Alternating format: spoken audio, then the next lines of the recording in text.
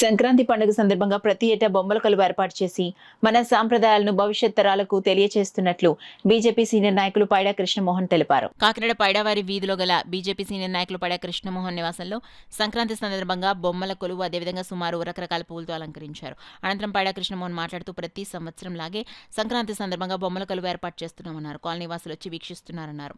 అనంతరం కాకినాడ జిల్లా ప్రజలకు, పట్టణ ప్రజలకు మరియు కూటమి నాయకులకు సంక్రాంతి శుభాకాంక్షలు తెలిపారు. సంక్రాంతి నుంచి మరింత కాకినాడ డెవలప్ అవుతూ కేంద్ర రాష్ట్ర ప్రభుత్వాల యొక్క ఎన్డీఏ ప్రభుత్వాల్లో మన ప్రాంతం అంతా కూడా మరింత అభివృద్ధి కావాలని, మరింత ఇప్పటికే ఇండస్ట్రీలు మయం చేయడానికి ప్రభుత్వం ప్రయత్నిస్తున్నది. ఇంకొంత మరింతగా అభివృద్ధి చెంది అందరికీ ఉద్యోగ అవకాశాలు పెరగాలని, రైతులకి పోలవరం అందుబాటులోకి వచ్చి పాడి పంటలు కూడా అందుబాటులోకి వచ్చి అందరి జీవితాలు బాగుండాలని కోరుకుంటూ అందరికీ సంక్రాంతి శుభాకాంక్షలు తెలియజేస్తున్నాను.